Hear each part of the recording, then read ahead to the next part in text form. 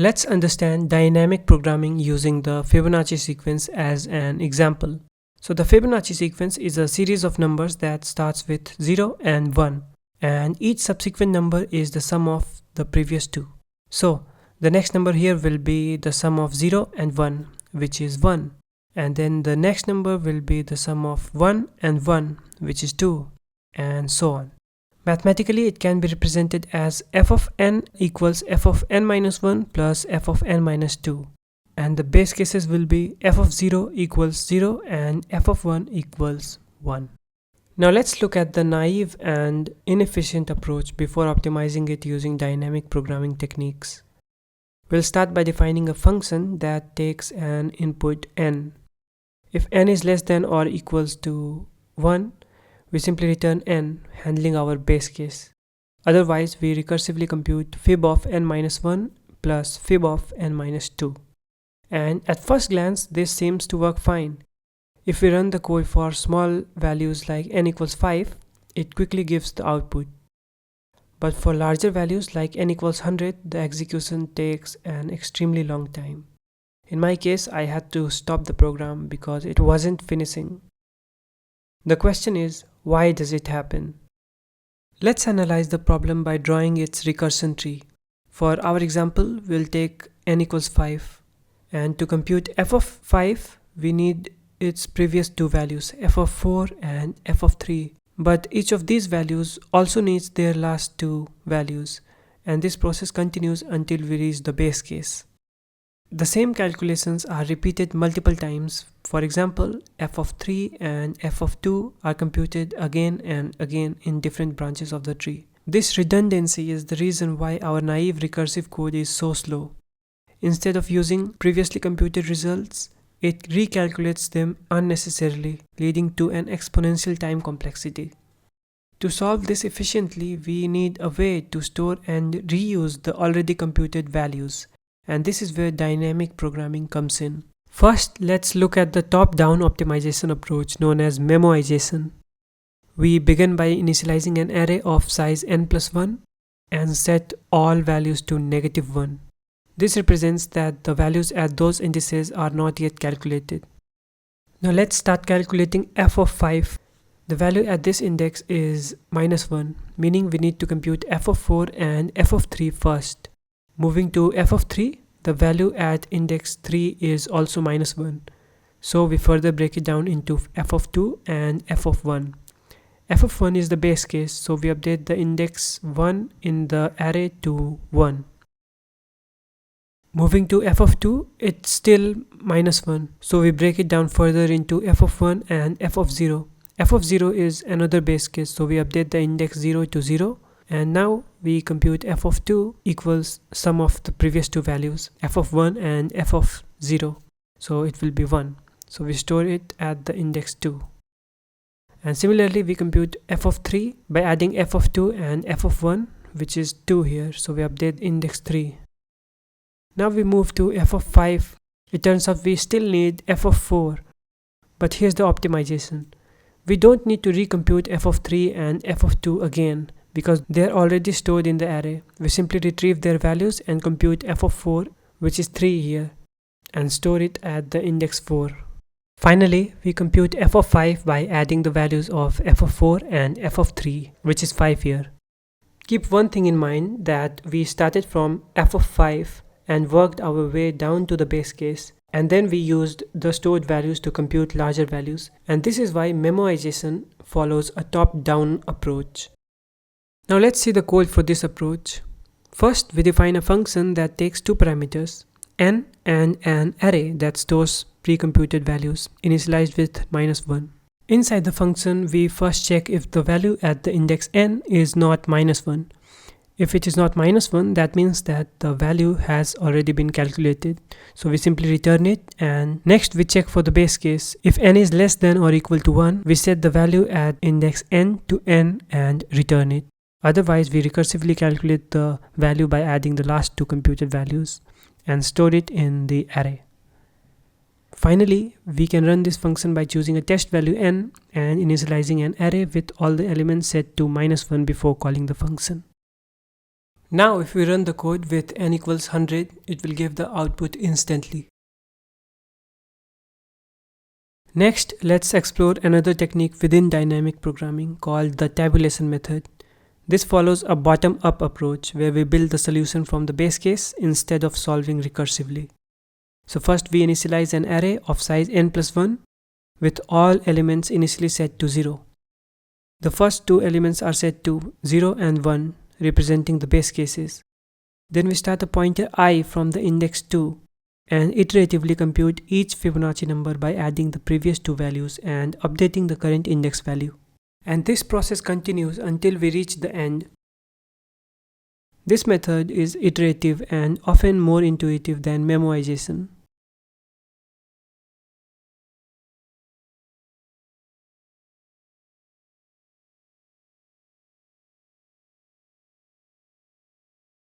Notice one thing, that we started from fib of 0 and then 1 and all the way up to n. And this is why this approach is called the bottom-up approach. The code for this approach is simple. First we define the function that takes n as input. Then we check the base case as usual. Next we initialize an array and set its 0th and first index elements to the base case values. And after that we run a loop starting from the second index onwards, updating each value by adding the previous two elements. Finally, we return the value at index n, which gives us the Fibonacci number for that position. So using this example, we have got a basic understanding of dynamic programming. In short, it's an optimization technique where a problem is broken down into simpler overlapping subproblems and then the solutions are stored and reused for efficiency. Now it has two main approaches. One is memoization, which is a top-down approach that uses recursion, and the other is tabulation, a bottom-up approach that uses iteration. Now for dynamic programming to be applicable, a problem must satisfy two conditions. One is overlapping subproblems, which we have already seen, and other is called optimal substructure, meaning the problem can be divided into subproblems, solved independently, and then combined to form the final solution. In this video, we explored the Fibonacci number problem and how to optimize it using dynamic programming. In the next few videos, we will dive into some of the most famous dynamic programming problems and break them down visually to understand them better.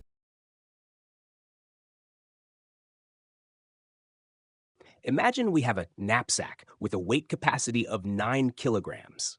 We also have a set of items, each with a specific weight and profit. Our goal is to select items in a way that maximizes the total profit while ensuring that the total weight does not exceed the knapsack's capacity. The term 0-1 in this problem means that we can either take an item completely or leave it entirely. We cannot take fractions of an item. This is different from the fractional knapsack problem, where we are allowed to take a portion of an item. I have already made a video on fractional knapsack. You can check it out. The link is in the description. A simple way to solve this problem is by using brute force. We start by either selecting the first item or skipping it. Then we repeat this process for the second item and so on, until we reach the last item. This approach explores all possible combinations, which leads to an exponential time complexity. Because of this, it is highly inefficient and impractical for large inputs. Now, let's see how we can optimize this problem using the dynamic programming approach to make it more efficient. In this example, we have 5 items, each with a specific weight and profit. For ease of animation, let's set the knapsack capacity to 7. We will use the bottom-up approach to solve this problem. If you're not familiar with this approach, I recommend watching the video on Introduction to Dynamic Programming first. You can find the link in the description. First, we'll create a table where columns represent the weight capacities of the knapsack. Rows represent the available items. Each entry in the table stores the maximum total profit achievable for a given capacity and the items considered so far. The first row and the first column represent the case where no items are available, so their values are set to 0. Now, let's start filling the table row by row, beginning with the first item. This item has a weight of 3 and a profit of 50. Looking at the first column, where the capacity is 1, the item's weight is 3, which exceeds this capacity. So we cannot place it in the knapsack, and we set the value to 0. Moving to the next column, where the capacity is 2. Again, the item's weight is greater than the capacity, so we set the value to 0. Now for capacity 3. Since the item's weight matches the capacity, we can store it. The profit for this item is 50. Since there are no previous items, we compare it with the value just above, which is 0, and take the maximum. So we update this cell to 50. For all remaining columns in this row, there are still no other items to consider. So we simply carry forward this value, which is 50. Thus, this row represents the case where only the first item is available. Now, moving to the second item, which has a weight of 2 and a profit of 40. We'll start filling the corresponding row. In the first column, the capacity is 1. Since this is less than the item's weight, we cannot place it in the knapsack, so we set the value to 0. Next, we move to the column where the capacity is 2. This can hold the current item. Comparing the current profit with the value above, we see that the current profit is 40, which is greater than 0. So we update this cell to 40 and move to the next one. Now the capacity is 3. The current item's weight is 2, with a profit of 40. However, the previous row already has a profit of 50, which is higher. So we keep the value as 50 and move to the next column. The capacity is now 4. The value from the row above is still 50, so we keep it at 50 as well. Now the next column has a capacity of 5. This one is interesting because it can hold both item 1 and item 2. Together, they give a total profit of 90, which is greater than the value from the row above. So we update this cell to 90. For all the remaining columns, we simply carry forward this value, as 90 is the best profit we can achieve so far. Now, moving on to the next item. It has a weight of 4 and a profit of 70. So we start filling this row. For columns with capacities up to 3, we simply copy the values from the row above, since the knapsack cannot hold this item yet. Now for the column where the capacity is 4, we compare the current profit, which is 70, with the profit from the row above, which is 50. Since 70 is greater, we update this cell to 70. Next, we move to the column with a capacity of 5. The current profit remains 70 because we cannot add anything else. This item alone weighs 4.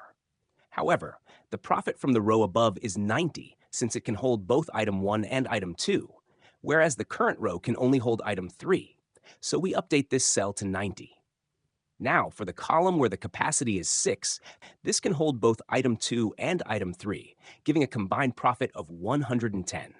Since this is greater than the previous 90, we update the cell to 110. Next, for the column with a capacity of 7, we can include item 3 and item 1.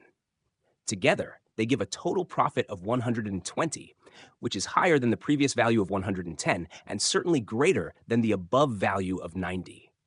So, we update this cell to 120. Now we move on to the next item. The algorithm will similarly check whether the current profit is greater than the previous ones and update the cells accordingly. I will pause the voiceover until the algorithm finishes.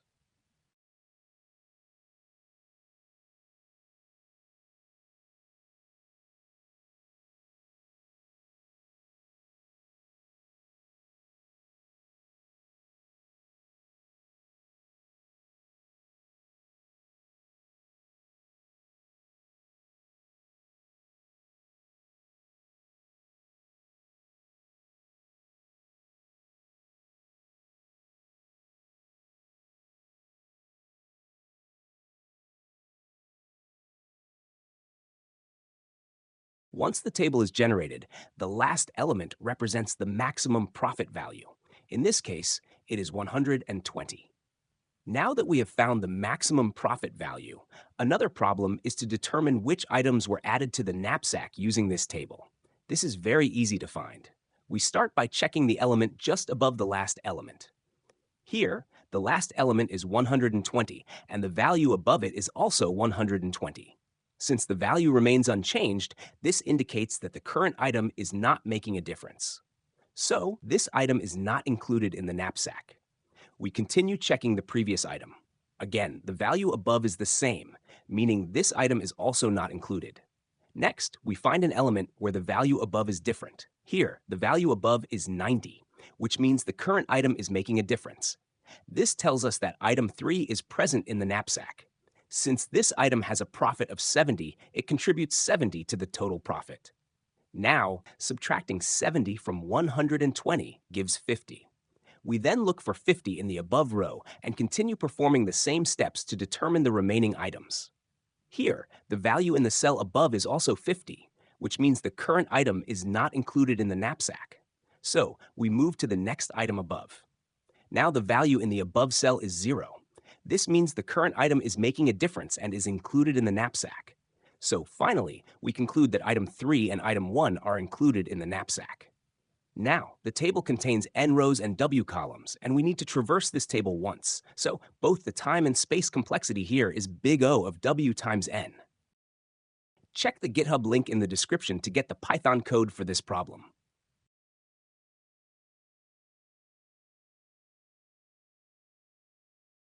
Imagine we have a set of coins, in our example, coins of 1s, 4s, and 6s, and a target amount, which is 9.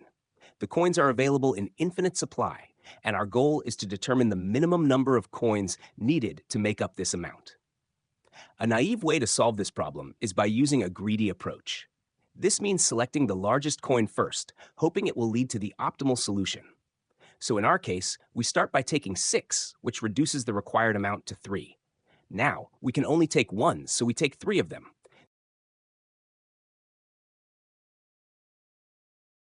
This gives us a total of 4 coins, 1 6 and 3 1s.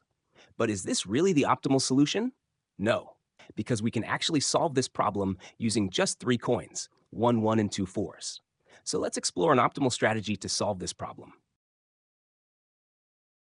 First, we initialize an array with a size ranging from 0 to the target amount, which is 9 in this case. The base case is simple. If the amount is 0, we need 0 coins. Now, let's think about how many $1 coins we would need to make these amounts. It's equal to the amount itself, right? So, to make $1, we need 1 coin. To make $2, we need 2 coins, and so on. The algorithm actually chooses the minimum between the current value in the array and the value at the index equal to the current index minus the coin value, plus 1. Since the current coin has a value of 1, this means we take the minimum between the current index value and the previous index value, plus 1. Now, the next coin value is 4. So we start from the 4th position in the array because we cannot make any amount less than 4 using this coin. Intuitively, we need a minimum of 1 coin to make the amount 4, right? To make 5, we can use 2 coins, 1 4 and 1 1, and so on. The algorithm remains the same, choosing the minimum between the current value and the value at the index equal to the current index minus the coin value plus 1.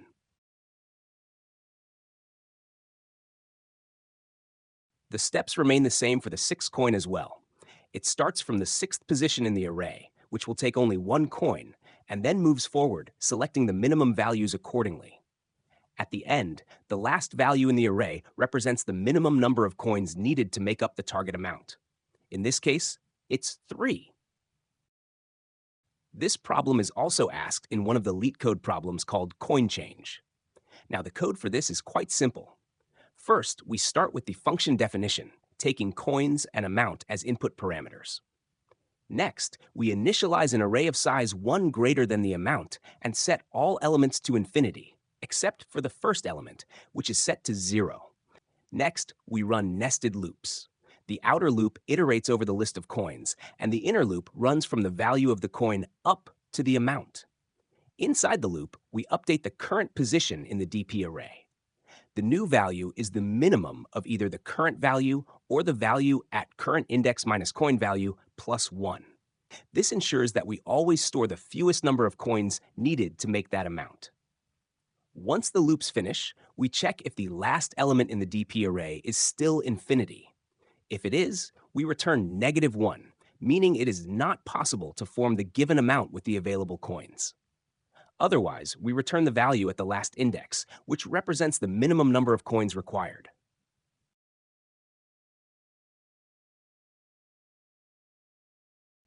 In the coin change problem, we are given a set of coins and a target amount. Each coin is available in unlimited supply. Our goal is to find the total number of ways to make the given amount using these coins. For example, if the target amount is 5 and we have coins of denominations 1, 2, and 5, We can form the amount in 4 ways. First, we can take 5 ones. Second, we can take 3 ones and 1 2. Third, we can take 1 1 and 2 2s. And fourth, we can take just 1 5. So in this case, there are 4 possible ways to make up the target amount. Without wasting time on the naive and inefficient approach, let's directly build the solution using the bottom-up approach. If you're not familiar with dynamic programming, I recommend checking out the video on dynamic programming first. First, we will initialize an array with a size 1 greater than the target amount. In this case, that means a size of 6, covering indices from 0 to 5. Each index in this array represents an amount value. We will set all elements to 0, except for the first one, which will be set to 1. This represents that there is only one way to achieve an amount of 0, by selecting no coins. Next, we will start iterating over the coins, beginning with coin 1. For each coin, we will also iterate over the array. At each step, we check how many coins are needed to form the corresponding amount. Since the current coin is 1, it will take 1 coin to make an amount of 1, 2 coins to make an amount of 2, and so on. The algorithm updates the current element of the array by adding the value from the position that is 1 index before it, corresponding to the current index minus the coin's value. In the next iteration, the algorithm moves to the next coin and checks how this coin can contribute along with the previous coins to form the target amount. Since this coin has a value of 2, the iteration starts from 2 because we can't use this coin for amounts less than 2. The algorithm then updates the current value by adding the value from 2 indices behind, representing the number of ways to form the amount if we include the coin with value 2. Similarly, in the final iteration, the algorithm checks the coin with a value of 5. This iteration starts from index 5 because we can't form amounts smaller than 5 using this coin. At this step, the algorithm adds the value from 5 indices behind to the current position. Since that value is 1, the final result becomes 4, giving us our answer. The space complexity of this problem is proportional to the target amount. The time complexity is proportional to the target amount multiplied by the number of coin types. This same problem is also asked in one of the Leetcode questions. The code for this is very simple. First, we define a function that takes the list of coins and the target amount as input. We start by initializing an array with a size 1 greater than the target amount. All elements are set to 0, except for the element at index 0, which is set to 1. Next, we run a loop over the given coins. Inside this loop, we use a nested loop that iterates from the coin's value up to the target amount. In each iteration, we update the current element by adding the value from the position at current index minus the coin's value. Finally, we return the value at the last index, which gives us the total number of ways to form the target amount.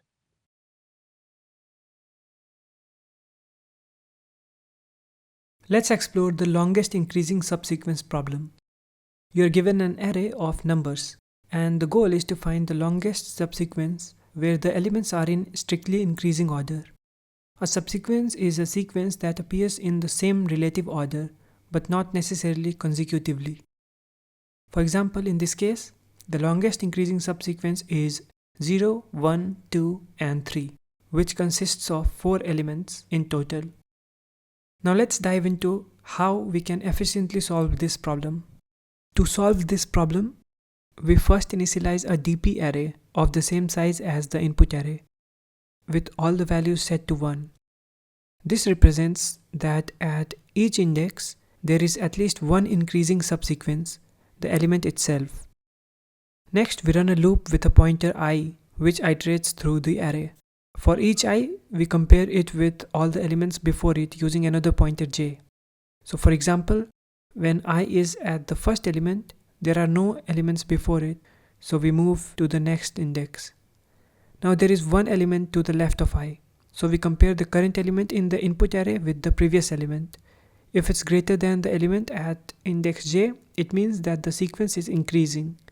In that case, we update the ith element in the DP array to the maximum of its current value, or the value at the index j in the DP array plus 1, as given in the formula. So here the new value becomes 2, so we update it. Now we move I to the next element and compare it with all previous elements. If none of the previous elements are smaller, no updates are needed. Otherwise, if an element at index j is smaller than the current element at I, we extend the subsequence and update the DP array accordingly. We repeat this process in a nested loop, ensuring that for each I, we check all the previous elements j and update the DP array where necessary. I will now pause the voiceover while the algorithm runs.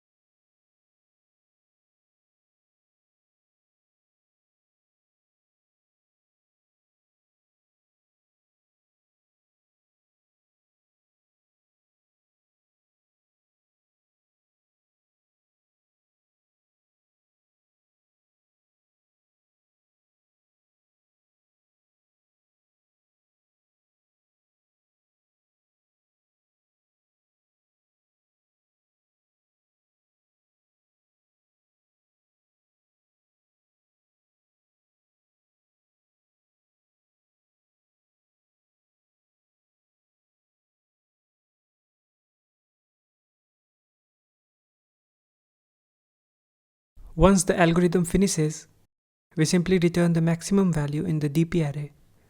This value represents the length of the longest increasing subsequence, which is 4 in this case. The actual sequence here is this one. Now our algorithm does not explicitly find the sequence itself, but only its length as required by the Leetcode problem. However, if you want to reconstruct the sequence, you can maintain an additional previous array to track the indices. And if you have understood the algorithm visually, the code is quite straightforward. Start with the function definition, taking the array as an input parameter. Define n, which is the length of the array, and initialize a DP array of the same size as the input array, setting all the elements to 1. Run a loop for n times to iterate through each element in the array. Inside this loop, run another nested loop up to I, ensuring we only compare elements before the current index. For each element before I, compare it with the ith element. If any previous element is smaller, update the DP array accordingly using this formula. Once the loop finishes, return the maximum value from the DP array, which represents the length of the longest increasing subsequence. Try coding this yourself and solving the problem on Leetcode.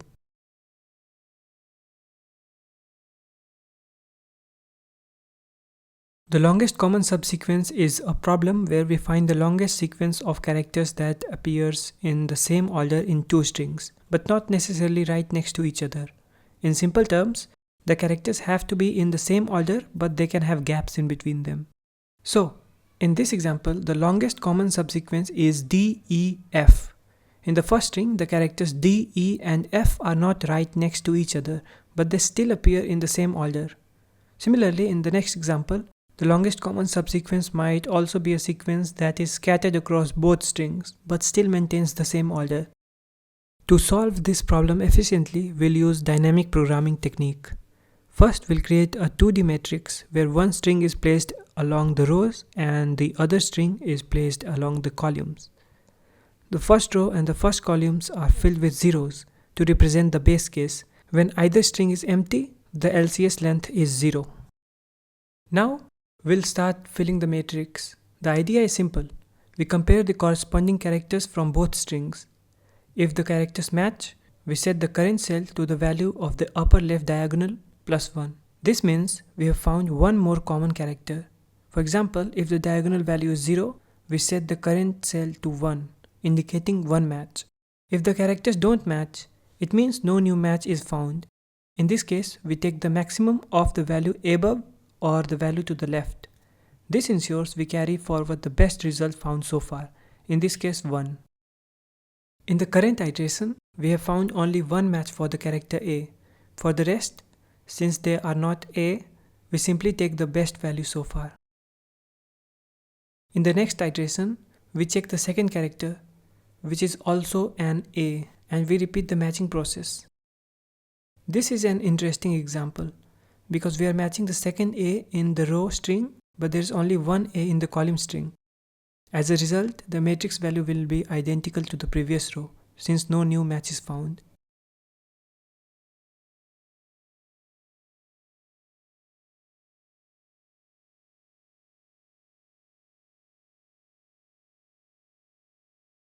In the next iteration, we compare the character C from the row with the characters in the column, filling the cells accordingly.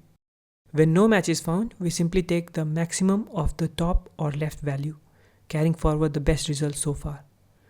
When the characters do match, it means we have found a longer common subsequence, so we add 1 to the diagonal value and set it as the current cell's value. For the remaining cell, if no match is found, we continue taking the maximum.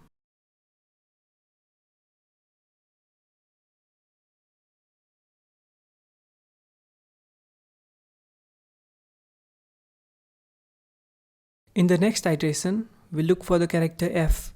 As long as there is no match, we simply take the maximum of the top or left value, carrying forward the best result so far.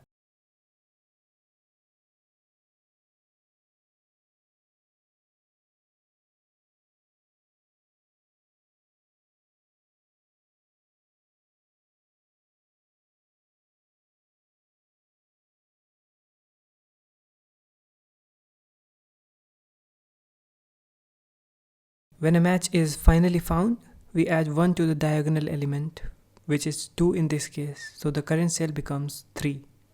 Now this value 3 is the length of the longest common subsequence for this problem. The time and space complexity of this approach is big O of length of first string times the length of second string, since we are filling a 2D matrix. Now let's look at the code for this solution.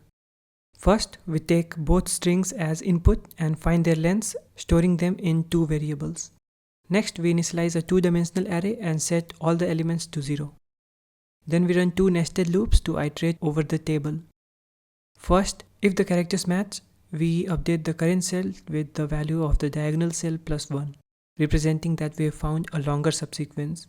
If the characters don't match, we set the current cell to the maximum of the top or left cell, carrying forward the best result so far. Finally, the length of the longest common subsequence is stored in the bottom right cell of the matrix, which we return as the answer. Now you can further optimize the space complexity by maintaining only the last 2 rows instead of storing the entire matrix, but I'll leave that to you. Now if you want to find out the actual subsequence, you can always backtrack and retrieve the actual subsequence. Start from the bottom right corner of the matrix, which holds the length of the LCS. Then iterate backwards through the matrix. If the characters match, that means the character is present in the subsequence, and move diagonally to the left. If the characters don't match, move in the direction of the larger value, either up or left. Continue this process until you reach the first row or column. Finally, you will have the subsequence.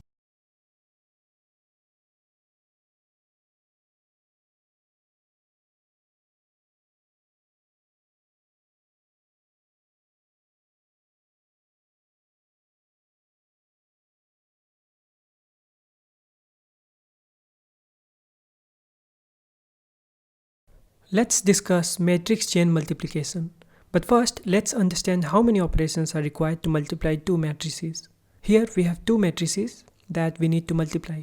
One important thing to keep in mind that for matrix multiplication to be valid, the number of columns in the first matrix must be equal to the number of rows in the second matrix. In this case, that number is 3. Now, the resultant matrix will have dimensions equal to the rows of the first matrix and the columns of the second matrix.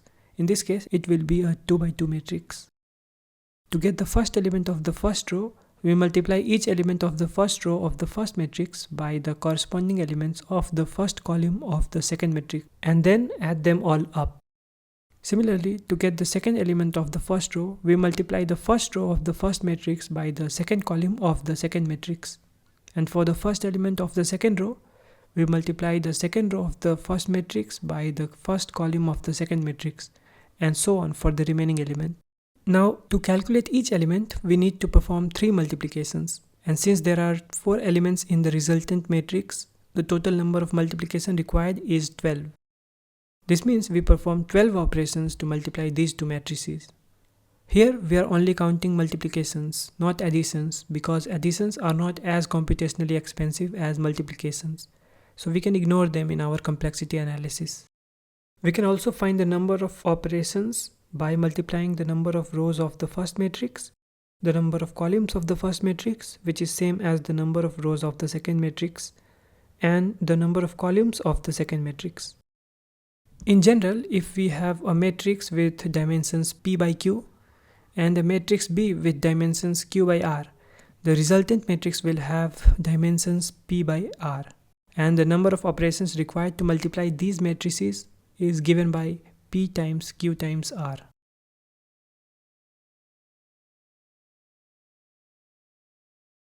Next, let's consider 3 matrices A, B and C with the following dimensions. We need to multiply these 3 matrices together.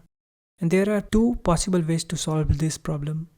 First, multiply A and B, then multiply the result with C. Or second, multiply B and C first, and then multiply the result with A. Both approaches will produce the same final result, but they may require different number of operations. Let's calculate the number of operations for each approach. If we multiply B and C first, the total number of operations will be 9000. And then multiplying the resulting matrix with A takes 18,000 operations. The total number of operations in this case is 27,000. Now, if we multiply A and B first and then C, pause the video and calculate it yourself, you will find that it takes only 4,500 operations. This is much more efficient than 27,000 operations, making it the better way to multiply the matrices. Thus, matrix chain multiplication is a problem where we need to find out the most optimal order of multiplication rather than actually multiplying the matrices themselves. If we attempt to solve this problem using brute force, it becomes exponentially expensive due to the large number of possible combinations. Instead, we will use dynamic programming to efficiently determine the optimal order of multiplication. Let's understand this with an example involving 4 matrices A, B, C and D. Grab a pen and paper to follow along and calculate the operations yourself. So first we initialize 2 tables with dimensions equal to the number of matrices, which in this case is 4 by 4. In the first table, we will calculate and store the number of operations required to multiply different sets of matrices. In the second table, we will store the split points indicating where the chain is split during the multiplication process. First, let's determine how many operations are needed to multiply A with itself. And the answer is 0, right? Because they are the same matrix and there's no need for multiplication. Since no split occurs, we will mark it as nil in the second table. Similarly, for all the other matrices, multiplying each matrix with itself requires 0 operation. And this forms the base case of our dynamic programming solution.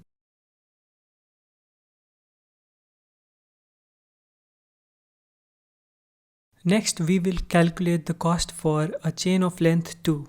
Let's start with AB.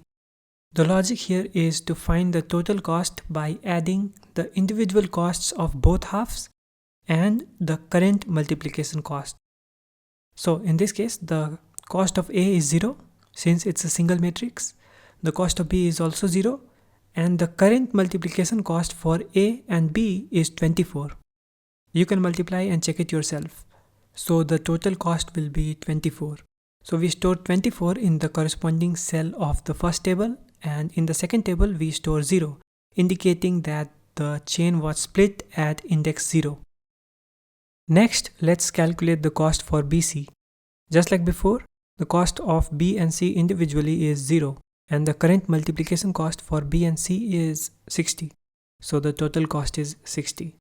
We store 60 in the corresponding cell of the first table, and in the second table we store 1, indicating that the chain was split at index 1.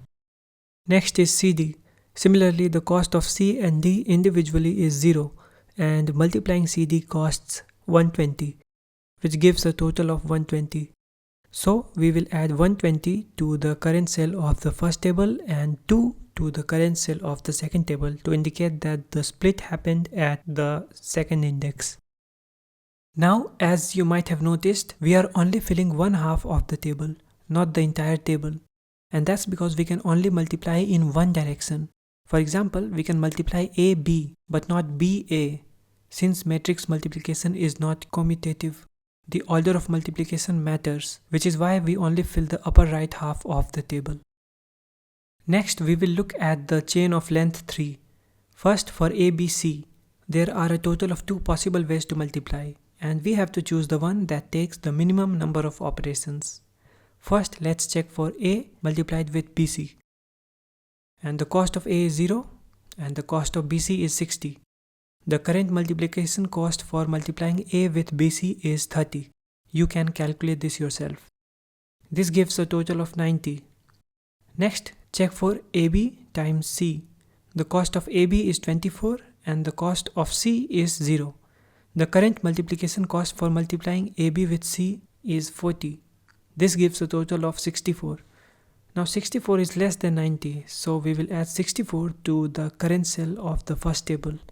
And in the second table, we will add 1, showing that the split happens at index 1. Similarly, we will check for BCD. There are 2 possible ways to multiply, and we will check for the minimum cost and fill up the cell accordingly.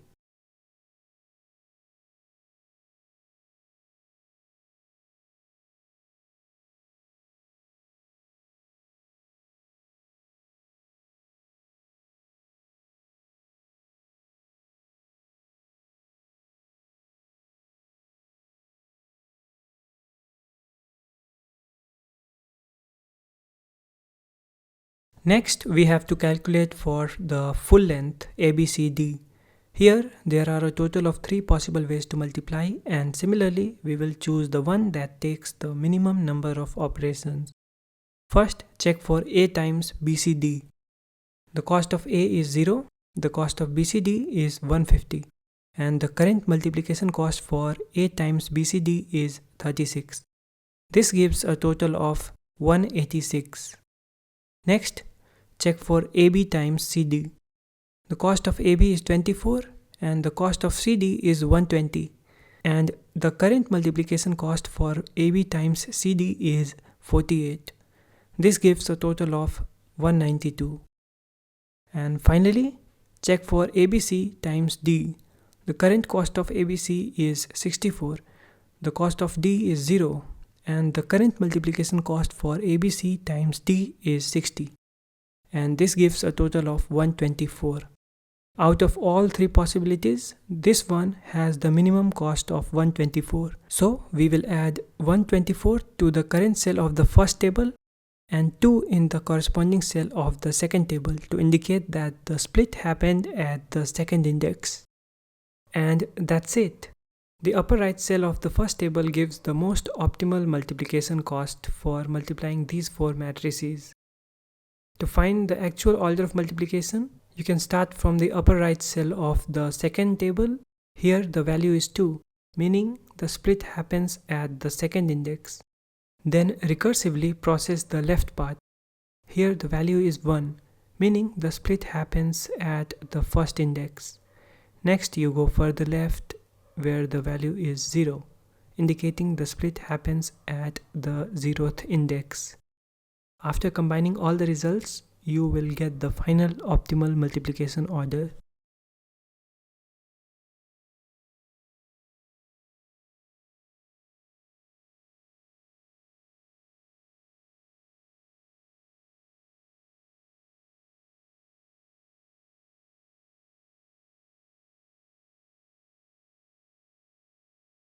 The space complexity is straightforward. Since we only use two n by n matrices, the space complexity will be big O of n square. We visit half of the table, which takes n square time complexity, and in each iteration we check for all possible splits, which takes big O of n, giving a net complexity of big O of n cube.